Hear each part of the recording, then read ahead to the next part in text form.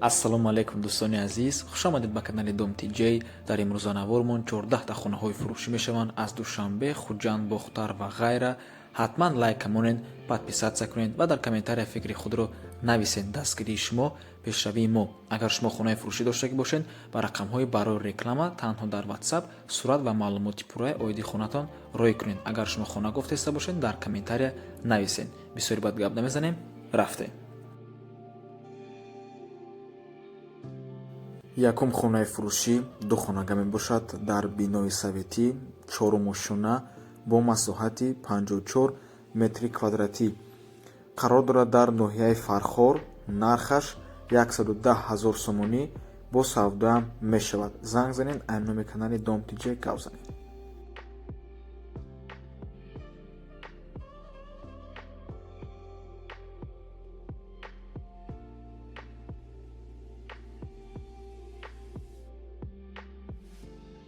хонаи фурӯшӣ дар ноҳияи Данғара, маҳаллаи 8 сари роҳ. 4 дар хона мебошад. 6.8 сотик заминда, кухни, баня дарунаш ба обсвет дорад. документош 100%.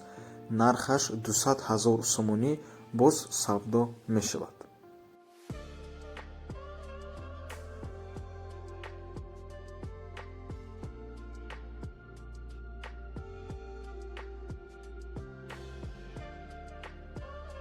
ҳавлии фурӯшӣ дар шаҳри Душанбе, ноҳияи Шоҳмансур, Жилмассивда. 3 сотик замин, 4 дар хона, 2 хонааш ремонт кардагиай, 2 хонаи дигааш коробка мебошад. нархаш 350 000 сомонӣ. барои он ки документ надора, хона документ надора, бо арзон мекунанд.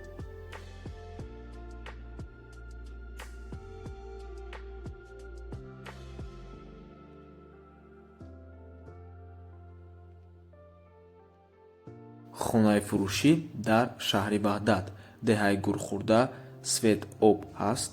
5 сотик замин, 4 дар хона, битонош рехтагӣ, 2 подвал дора, бо магазин дора. бардоштагӣ болош маҳкамай. ҳуҷҷатош 100%. нархаш бо маслиҳат. марҳамат, рақамҳои соҳиби хона дар рӯи экранай. занг занед, суҳбат кунед, маслиҳат кунед. мактаб дар наздикиш ҳастай. айноми канали Dom TJ гап занед, савдои хуб мешавад.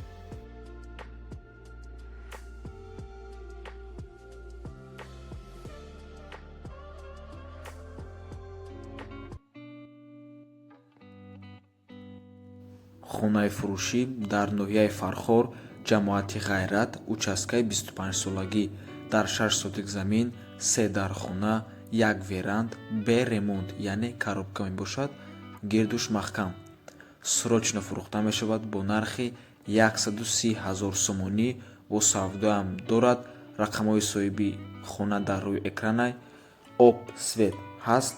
мактаб, поликлиника дар ахири кӯча бе ягон проблема.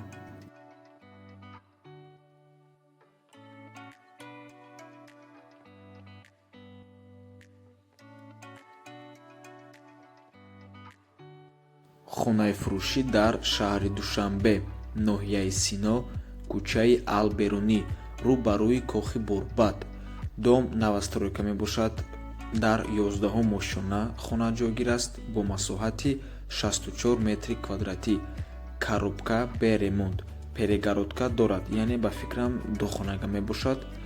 нархи 1 квадраташ $500 бо савдоам мешавад. касе ки надонад, кохи Борбад ҳамин аз цум аз маркази шаҳри Душанбе мебуроӣ, поён фуромадан мегирӣ, Душанбинкара мегузарӣ, кохи Наврӯз, кохи Борбад, баъд қарабуло мешавад. кохи Борбад беҳад ҷои хуб мебошад.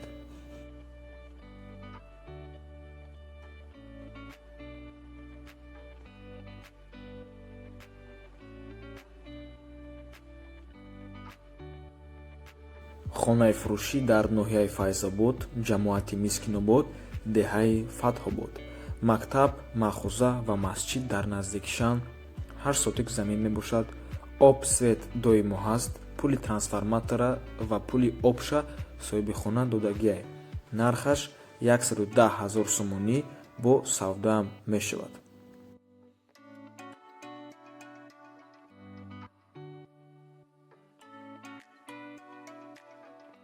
хонаи фурӯшӣ дар шаҳри Бохтар, пештара Қурғонтеппа, дар Кривой дом ҷойгир аст. Духонага мебошад.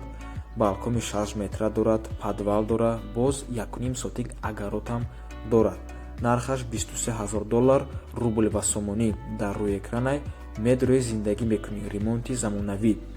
Дар якум этаж ҷойгир аст. Рақамҳои соҳиби хона дар рӯи экран. Аз номи канали Дом Тиҷи гап занед, бо савдоам мешавад.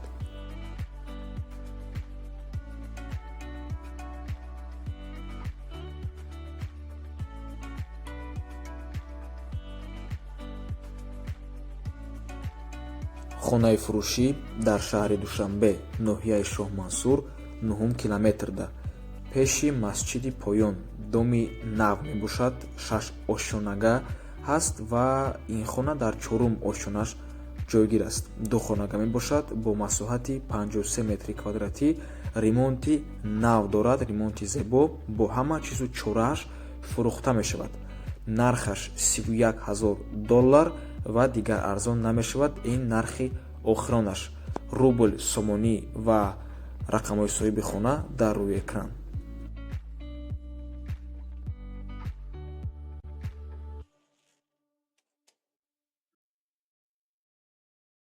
пеш аз давомтии навор як эълони муҳим. Дӯстони азиз, як бародармон бемор шудагианд. номи бемор Давлатов Саидҷафар Достиевич, соли таваллуд 1996, 8 март, ноҳияи Файзободда, кӯчаи Турсунзодада.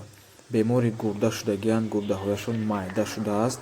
алиш кардан дар кора. маблағи калон гуфтесиянд духтуро.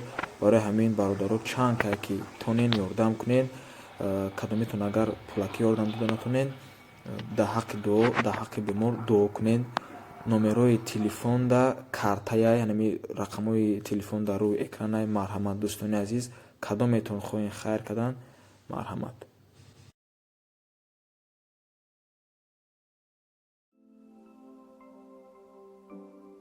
хонаи фурӯшӣ дар шаҳри Ваҳдат, посёлкаи Наврӯз 2, 6 сотик замин, 7 дар хона, дарахтони мевадиҳанда, подвал, ошхона, ҳаммом, кухнӣ, ремонти миёна дорад. нархаш $35000 бо савдаам мешавад. рақамҳои телефон дар рӯи экран.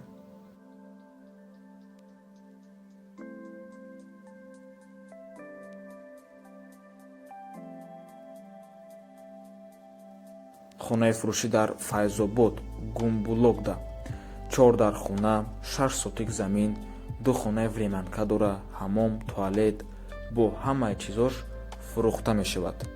нархаш $270000 сомонӣ бо савдаам мешавад. рақамҳои соҳиби хона дар рӯи экран.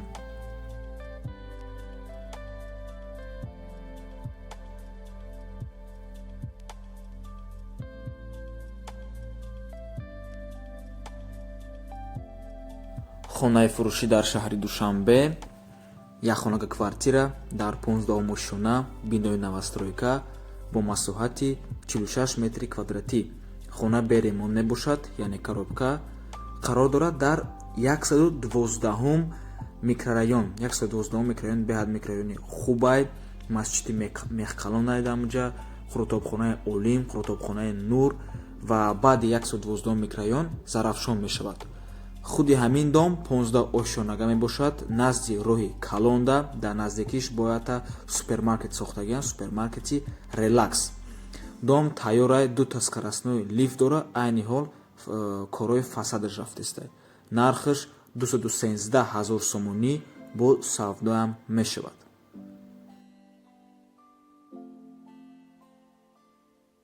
хонаи фурӯшӣ дар шаҳри Хуҷанд, якхонага квартира бо масоҳати 38 метри квадратӣ, дар якум ошхона, бинои советӣ. қарор дорад дар Бофанда, 22 дом, шолкамбинада. ремонти нав дорад ва ин якхонага гирифтагӣ духонага кардагианд. балницаи шолкамбинада бо наздикишда футболное поле ва мачитам дорад. ҳама документош тайёрай, ҳамаш 100%. нархаш $185000 сомонӣ.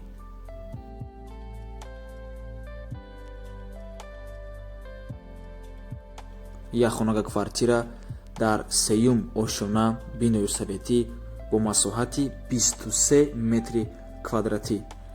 нархаш 125 000 сомонияе. бо савдоам мешавад. қарор дорад дар шаҳри ҳисор.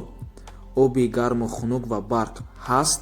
конкретна харидор боша бо гап мезанем. дар инҷа шарора навистагиай, ами тарафҳои шарорада қарор дорад. ва ин буд охирон хонаи фурӯшӣ дар имрӯза навормон. раҳмати калон дӯстони азиз ки моро то охира тамошо карден. то боздид. барори кор шумода.